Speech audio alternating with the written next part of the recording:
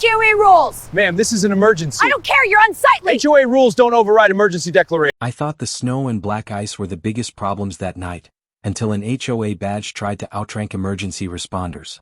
I live in the development and volunteered to help neighbors salt steps and check generators after the county pushed a severe winter storm warning. The temperature dropped fast, the wind had teeth, and the roads turned glassy before sunset. Streetlights blinked, then steadied, then went dark again. By the time the first flakes stacked sideways, an engine company staged at the entrance and an ambulance parked near the clubhouse, lights idling low to save battery. It felt serious, the kind of quiet where everyone listens for sirens. I was hauling bags of salt from my truck when I noticed her pacing the cul-de-sac with a clipboard tucked under her arm. Karen wore an HOA badge on a lanyard like it was a credential, not a name tag, and she looked amped. She stopped neighbors mid-shovel to point at tires touching the curb and scribble notes about snow removal timelines. When a guy moved his car closer to his driveway to keep it out of the wind, she snapped a photo and muttered about unauthorized parking.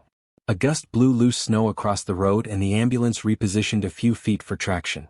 Karen stepped toward it, waving her clipboard, and told the crew they were blocking an approved route. The paramedic leaned out, calm as you'd expect, and said they were staging for weather calls.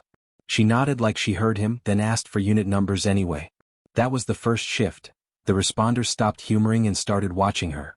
Power flickered again and a transformer popped somewhere down the block. Radios crackled from the fire engine as they updated dispatch about icing conditions.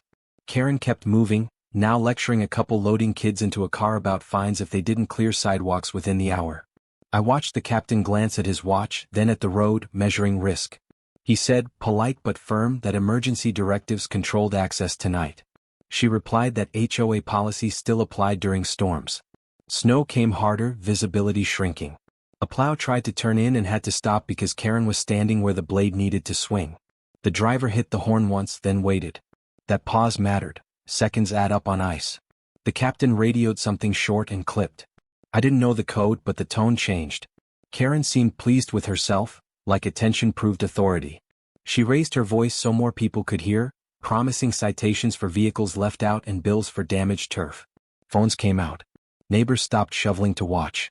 An officer arrived in a cruiser, lights cutting blue through the snow, and parked to block the wind for the ambulance. He asked who was directing traffic. She stepped forward, badge swinging, and launched into bylaws. The officer listened without interrupting, then asked her to step back from the roadway. She hesitated, tried to pivot to property values, and kept talking. The officer signaled to the captain, who nodded. Another cruiser rolled up. When the officer explained interference during a declared emergency, her confidence drained a notch. He asked for ID and noted the time. The plow rolled through at last, clearing the lane clean. The ambulance pulled forward and disappeared toward the main road, tires biting. Karen was escorted to the sidewalk and told to leave the response area. Snow kept falling, radios kept working, and the neighborhood moved again. As the engines repositioned, the officer finished his notes. Karen stood there, clutching her clipboard, realizing too late that the night had gone on record. The captain spoke quietly with the officer, both glancing toward the clubhouse where Karen had started.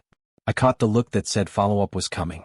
Snow swallowed the street again, and whatever happened next wouldn't be up to her. The alert hit every phone at once, a sharp tone followed by blocky text telling residents to shelter in place and keep roads clear for plows and EMS. I watched neighbors glance down at screens and start moving with purpose, cars tucking into driveways, trash cans dragged back from the curb.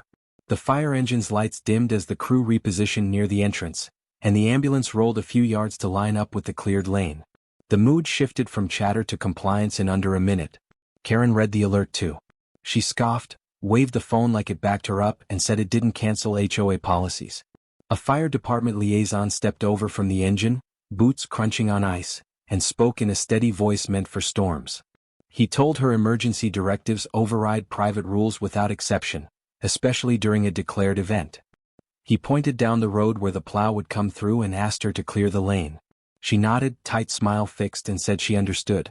Then she pivoted, claiming the HOA still controlled parking and snow removal standards and that enforcement couldn't just stop.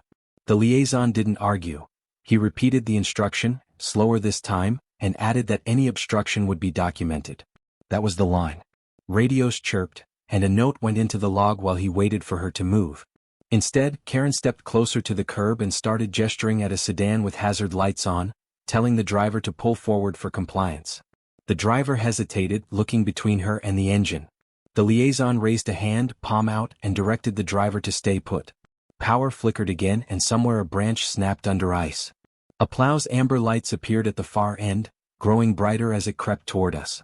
The liaison walked back to the engine and keyed his mic, calling out the obstruction and requesting police support if needed. He didn't raise his voice, he didn't have to. The captain nodded once and repositioned cones to open a clean path. Karen protested, saying she'd been told to keep common areas orderly. The liaison replied that order meant access for responders, not paperwork. He asked her again to step back from the roadway. She acknowledged the warning out loud, even said, "Fine," but didn't move her feet. The plow slowed, blade lifted, waiting for clearance. Neighbors started recording, not cheering, just documenting. An officer's cruiser slid into view, tires crunching, and parked at an angle to shield the lane.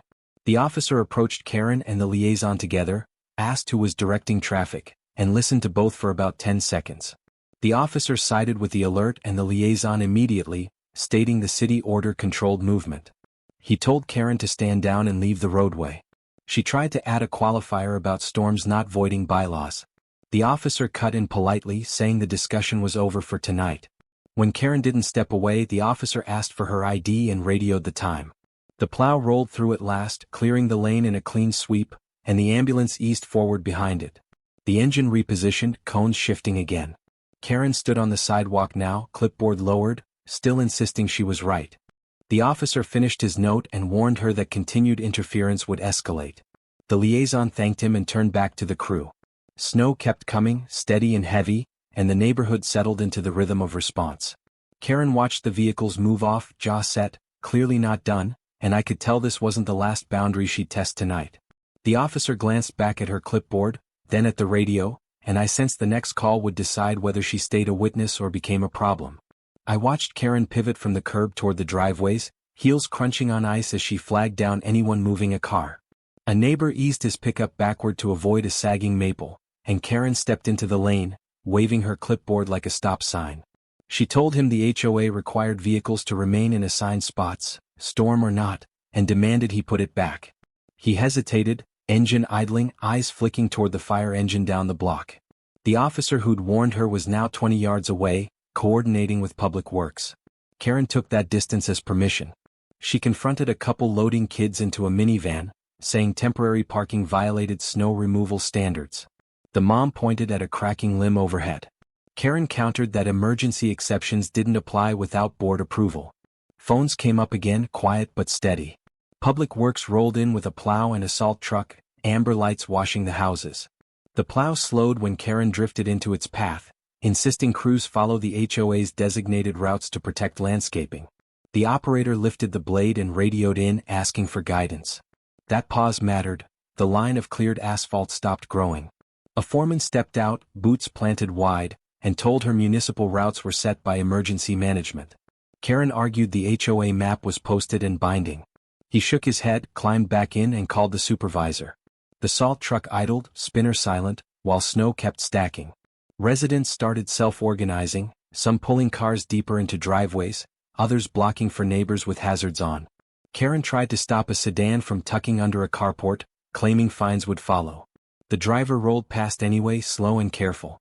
Karen snapped photos, narrating violations to nobody in particular. The fire liaison returned, voice clipped now, and told her she was creating an access issue. He pointed to the plow's stalled position and the narrowed corridor for EMS. Karen replied that responders should respect HOA routes and that she was ensuring order. He radioed dispatch, reporting civilian interference affecting Public Works access. Police presence doubled when another cruiser slid in and angled to shield the lane. An officer took Karen by the elbow, not rough, just firm, and moved her to the sidewalk. She protested, saying residents needed guidance. The officer said guidance came from the city tonight. He asked her to stay put. The plow resumed once Karen was off the roadway, blade dropping with a metallic thump. Salt sprayed, tires hissed, and the lane widened again. For a minute it looked like the system had corrected itself. Karen watched, lips pressed thin, then stepped back toward a driveway where a car was still half out. That's when the foreman cut the engine and stepped out again. He told her the next delay would be documented as obstruction. Karen insisted she was helping. The officer pulled his notebook, wrote the time, and repeated the instruction to remain clear. Karen nodded, then glanced at the clipboard like it might save her. A branch finally gave way with a crack and slammed onto the street, forcing everyone back. The sudden hazard reset priorities. Crews moved, residents backed off, and Karen froze, realizing the scene no longer centered on her. As the branch was cut and hauled, she hovered at the edge, still talking, and I could tell the next step wouldn't be a warning but something that stuck. Another cruiser crept forward, its lights cutting through snow, and an officer asked the foreman if access was fully restored. He answered yes but added a note about repeated interference. The officer nodded and glanced at Karen, then keyed his radio. When he asked for a supervisor to swing by, Karen stiffened, finally sensing the night was slipping beyond her control. Snow kept falling, steady and loud, sirens faint in distance tonight. The plow's blade stayed raised longer than it should have, the operator easing forward and then braking as drivers wavered at intersections. People cracked windows to ask who they were supposed to follow, city orders or the lady with the clipboard. That hesitation slowed everything down, and you could feel it ripple up the block like cold air. A sedan stopped halfway through a turn, wheels spinning, waiting for direction that never came. The fire engine that had been staging near the corner rolled up a few feet, then stopped short. The captain leaned out, scanned the mess and keyed his radio. I didn't hear the full call, just enough to know he was reporting civilian obstruction on a priority route. His tone was calm, professional, the kind you use when you're documenting something that might matter later. That was the first real shift, the moment when the situation stopped being annoying and started becoming official. Karen didn't seem to notice. She stood near the curb, shoulders squared, pointing out tire tracks like she was running a drill. When a neighbor asked if it was okay to move, she answered without hesitation, citing HOA policy like it was gospel. A couple of drivers shrugged and did what they thought was safest anyway, but others froze, scared of fines or towing once the storm passed. Public Works tried to adapt, rerouting the plow around a blocked stretch, but that added minutes they didn't have. The salt truck backed up, then idled, waiting for clearance. Overhead, a transformer hummed weird, lights flickering again. The longer this dragged on, the more obvious it got that mixed signals were the problem, not the weather. The captain stepped out this time, boots crunching on packed snow, and walked the route himself. He traced the plow's path with his eyes, then looked straight at Karen. He didn't raise his voice. He just asked her to step away from the roadway so crews could work. She smiled tight and said she was already helping, making sure things stayed orderly. He nodded once, turned away and radioed again. I caught words like logged and continued interference. That's when it clicked for me that she was building a record against herself without realizing it. Every pause, every reroute, every delayed minute was getting time-stamped somewhere. Karen stayed planted, confidence dialed all the way up. She scribbled notes, snapped photos, and told a guy in a parka that blocking a hydrant, even temporarily, was a violation. He pointed at the fire engine 10 feet away. She said rules were rules. The irony hung there, thick as the falling snow. Another cruiser eased in and parked at an angle that subtly narrowed her space. The officer didn't engage her yet, just watched, hands tucked in his jacket. That alone shifted the vibe. People stopped asking Karen questions and started looking to the uniform instead. The plow finally dropped its blade and pushed through once the lane cleared, but the delay had already stacked up behind it. The captain radioed back that access was restored for now, adding a note about ongoing civilian direction. His voice never changed, but the words carried weight. Karen looked satisfied, like she'd proven a point. She told someone nearby that once the storm was over, the HOA would review footage and issue notices. She had no idea that a parallel review was already underway, run by people who didn't care about landscaping or bylaws. As the plow disappeared down the hill, the officer keyed his radio too. He asked for a supervisor to check the scene when available. Karen finally glanced over, brow furrowing for half a second, then went back to her clipboard. Snow kept falling, steady and quiet, and I could tell the next interaction wouldn't be about warnings anymore. Karen's voice cut through the wind, louder than the idling engines and scraping shovels, and people actually stopped moving to look at her.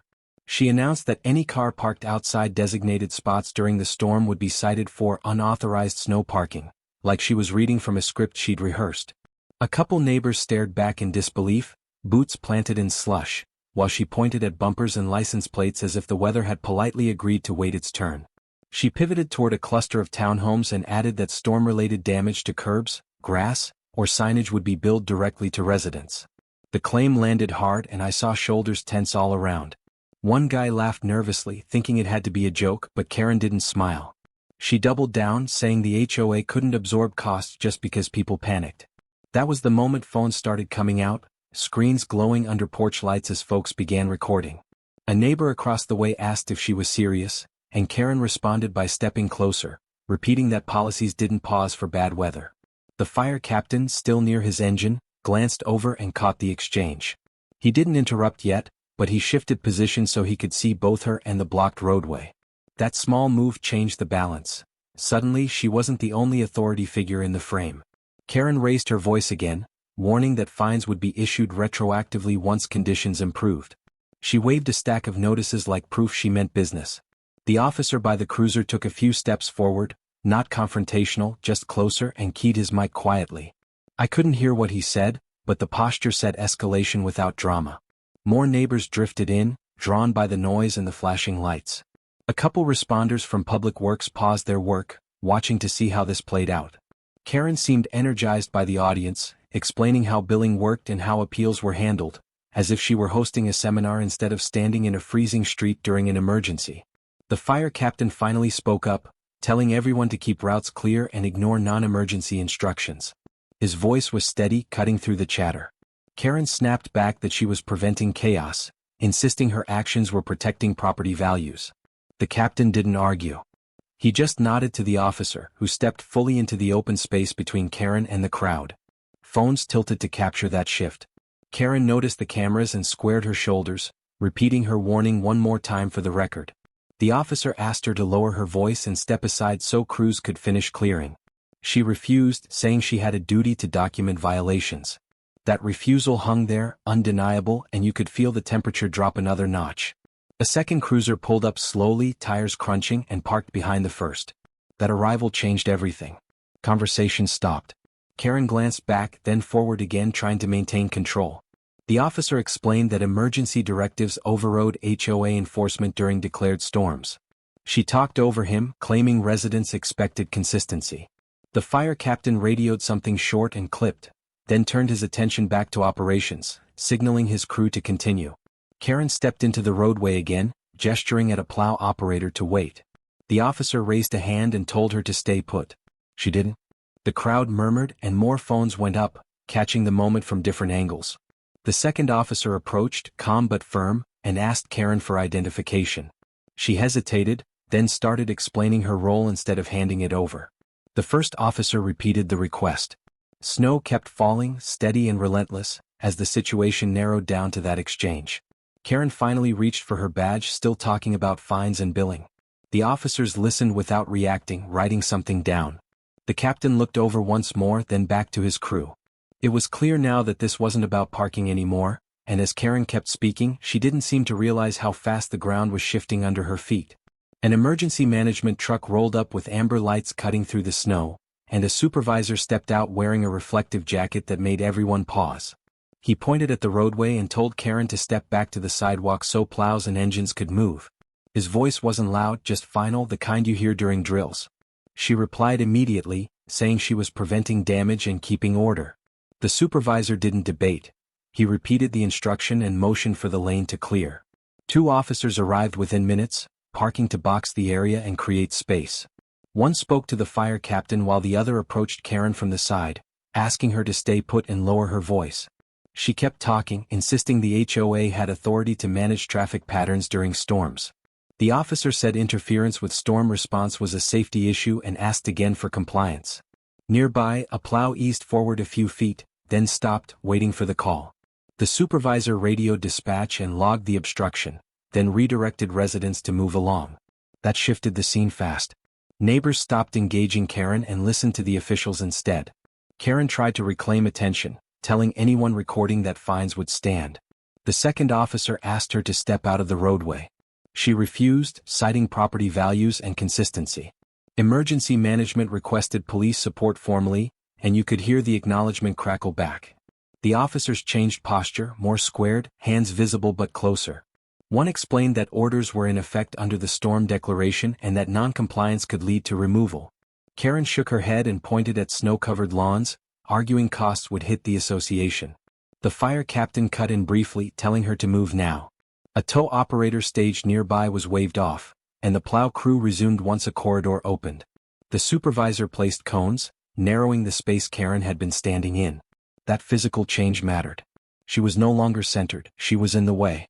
The officer stepped between her and the lane, directing her back another step. Karen asked who would pay for damage if the HOA lost control. The officer answered that emergency services controlled the scene. He requested her ID again and noted the time. She handed it over while continuing to argue. The second officer began writing, careful and slow, documenting statements. Wind gusts pushed snow sideways as responders moved with purpose.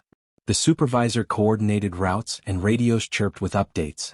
Karen raised her voice once more, saying she had a duty to enforce rules. The officer told her that duty ended here and ordered her to stand by the cruiser. She balked, then complied halfway, stopping short of the bumper. Police dispatch confirmed interference, and the officers informed her she could be cited if she continued. The crowd thinned as neighbors returned inside, the drama losing its audience. That quiet made her words sound sharper. The fire captain gave a thumbs up as plows rolled through, clearing the priority route. The supervisor checked his tablet and nodded to the officers, signaling next steps. One officer told Karen she needed to remain out of the roadway while they finished operations.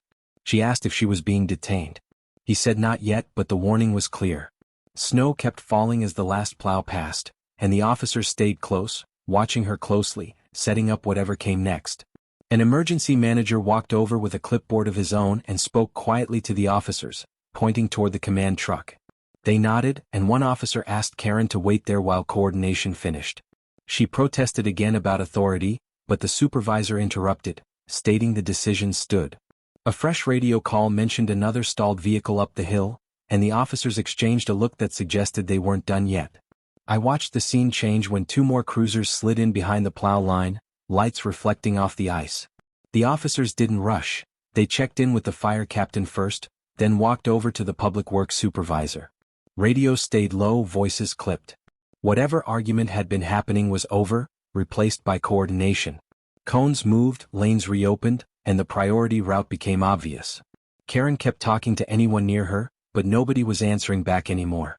A lieutenant from the city arrived in a marked SUV and parked near the command truck. He shook hands with the fire captain, nodded to Public Works and asked one question before pulling out his phone. I could hear just enough to catch HOA jurisdiction as he stepped away. That was the moment the balance tipped. The people with authority weren't debating, they were confirming. Karen noticed the new arrival and tried to insert herself, waving her badge and pointing at a printed rule sheet. One officer intercepted her gently and asked her to stay by the cruiser. She protested, saying she needed to explain the bylaws to the city. The officer said the city already knew where authority landed during declared emergencies. He wasn't rude, just final. Public Works rolled another plow through, tires crunching, and the fire engine repositioned to cover the intersection. The street felt calmer even as the snow kept coming. The lieutenant finished his call and returned to the group, speaking quietly with the officers. A second call went out, this one to HOA management. I heard the words misrepresentation and interference before the wind swallowed the rest. Karen kept narrating her version, explaining that fines were necessary to keep standards.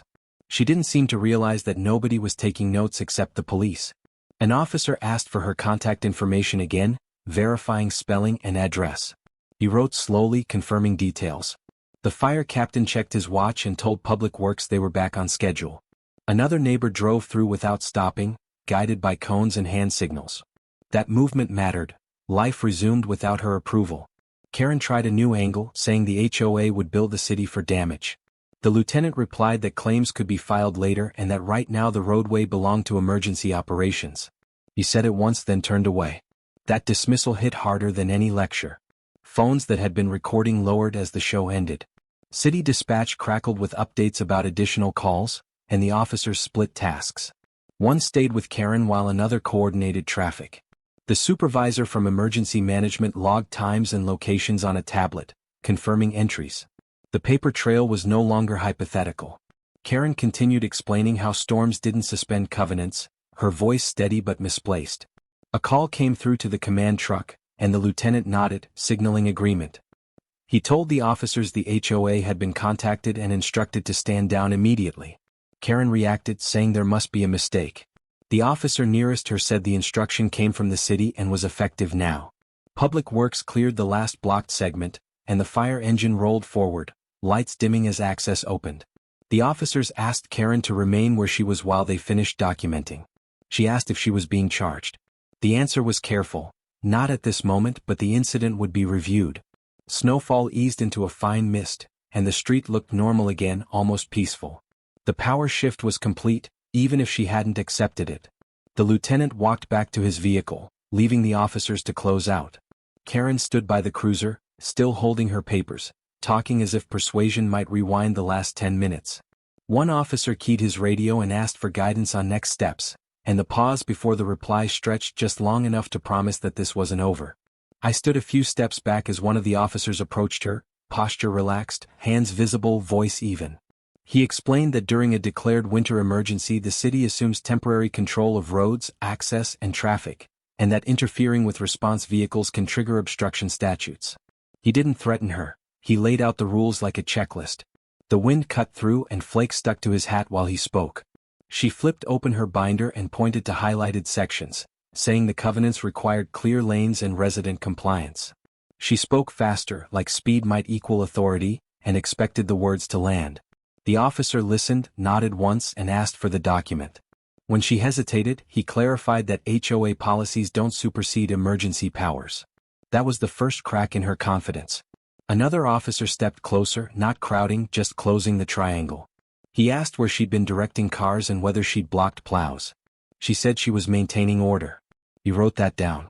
A fire captain walked past us toward the engine, giving a quick thumbs up to Public Works as a plow rolled by. The street reopened another 50 feet. She tried again, citing a clause about damages during storms. The officer replied that claims are handled after the fact and that right now documentation mattered. He explained obstruction doesn't require intent, only interference. Her voice dropped a notch. She asked if this was a warning. He said it was an explanation. The supervisor returned with a tablet and read back times and locations, confirming details aloud. He said the incident was being logged under the city's Emergency Operations Center and cross-referenced with police reports. He used the word formal. That word changed the air. She stopped flipping pages and asked who would see it. He answered plainly, city officials, emergency management, and the HOA leadership already contacted. He added that recordings from bystanders could be attached if needed. She glanced around and noticed phones for the first time, then folded her binder closed. The snowplow finished a pass and cleared the last cone, opening a clean lane. She asked if she needed a lawyer. The officer said he couldn't advise on that, but she should refrain from directing traffic and step away from the roadway. He pointed to a safe spot near the sidewalk. She moved there, slow eyes down. The power had shifted without sirens. A radio chirped, and the supervisor acknowledged, then told the officers to proceed with standard protocol. One officer requested her identification again to verify accuracy. She handed it over, hands steady but tight. He confirmed spelling and returned it, noting compliance. She attempted one last appeal, saying the HOA just wanted to protect property values. The supervisor replied that safety outranks property concerns during emergencies. He said it once and turned back to the command truck. That turn ended the debate. Another cruiser pulled up to the curb, and an officer briefed the arrival in quick phrases. The supervisor nodded and gestured toward the command truck, indicating the incident would be reviewed citywide. Karen shifted her weight and asked where she should go. She was told to wait. The wind eased, the plows cleared, and the decision about consequences moved to someone else. A checklist beeped on the tablet, confirming closure pending review. The supervisor didn't raise his voice when he gave the order, but it cut through the wind cleaner than the sirens had. He told her the response area was closed to civilians and that she needed to leave immediately. There was no heat in it, no attitude, just that flat tone people use when the decision's already been made somewhere higher than you. One officer stepped to the side and opened a clear path away from the cones, a simple gesture that shifted the whole scene from debate to enforcement in about half a second. Karen started to say something, clutching the stack of notices like they might still save her, but another officer calmly interrupted and explained that any delay would be noted as continued interference during a declared emergency. He didn't threaten her, didn't posture, just pointed toward the sidewalk beyond the barricades and repeated the instruction once. That was it. Her shoulders tightened, her face went red, and she gathered her papers in a rush, the binder suddenly looking way heavier than it had a few minutes earlier. As soon as she stepped out of the lane, a patrol car rolled forward and blocked the gap she'd been standing in. The timing was almost surgical. The fire captain waved the plow through, and the blade dropped with a loud scrape that echoed off the houses. Snow and slush shot to the curb as the truck moved, and the traffic that had been frozen behind her started creeping forward again like someone hit play after a pause. The officer closest to Karen walked alongside her just far enough to make sure she kept moving away from the work zone. He explained, evenly and without judgment, that returning toward active operations would result in a citation for interfering with emergency response. She nodded, jaw clenched, boots slipping a little on the ice as she headed toward the far end of the block. No one argued with her, no one cheered, no one even really looked at her anymore. Behind her, radios crackled as supervisors updated dispatch. The command truck logged the area as cleared, and Public Works confirmed the route was open again. The storm was still dumping snow sideways, but the system snapped back into rhythm almost instantly once the obstruction was gone. Plows moved, engines idled where they were supposed to, and the whole block felt like it took a breath it had been holding. I watched an ambulance roll through next, lights steady instead of frantic, and that alone made the shift feel real. A neighbor gave the plow driver a thumbs up before hustling back inside, collar pulled up against the wind. Nobody filmed anymore. Whatever drama people thought they were watching had ended the moment authority showed up and did its job. One of the officers returned to the command truck and spoke quietly with a city official, both of them scanning the street for anything else that might become a problem. The official checked something off on a tablet and nodded. Their body language was relaxed now, focused forward instead of defensive, which told me the situation was officially under control.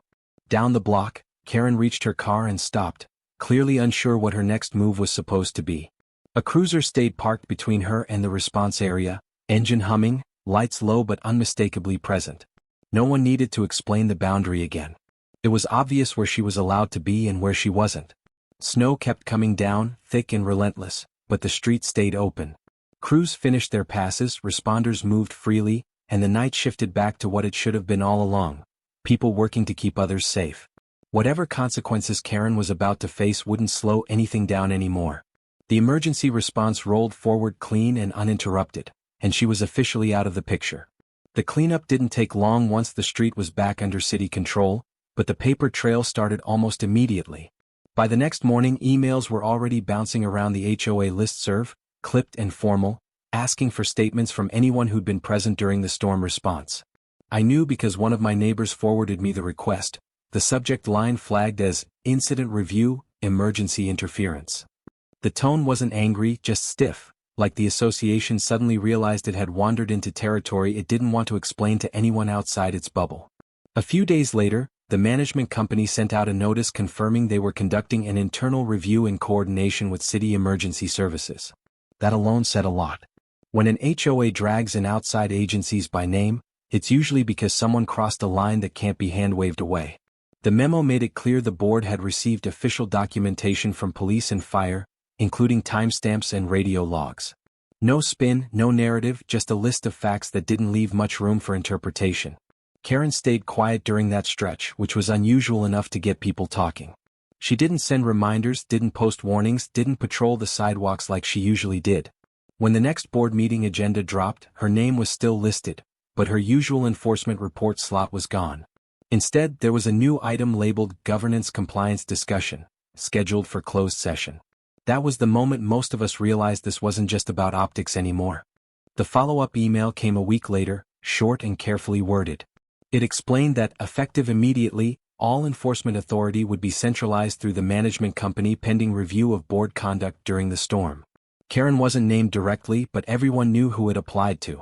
Her access to the violation system was revoked, her ability to issue notices suspended, and any past actions taken during the emergency were declared null. It wasn't dramatic, but it was decisive. I ran into her once after that, a couple blocks from the entrance, and the difference was obvious. No clipboard, no badge, no entourage of rules. She nodded, stiff and polite, and kept walking. There was no confrontation, no apology, just the quiet awkwardness of someone who'd lost the stage they were used to standing on. The power shift didn't need commentary. It was written all over how people interacted with her, or didn't. At the next open meeting, the board chair addressed the incident without theatrics. He thanked emergency responders for their professionalism, acknowledged the confusion caused by unauthorized actions, and clarified that HOA policies are automatically suspended during declared emergencies.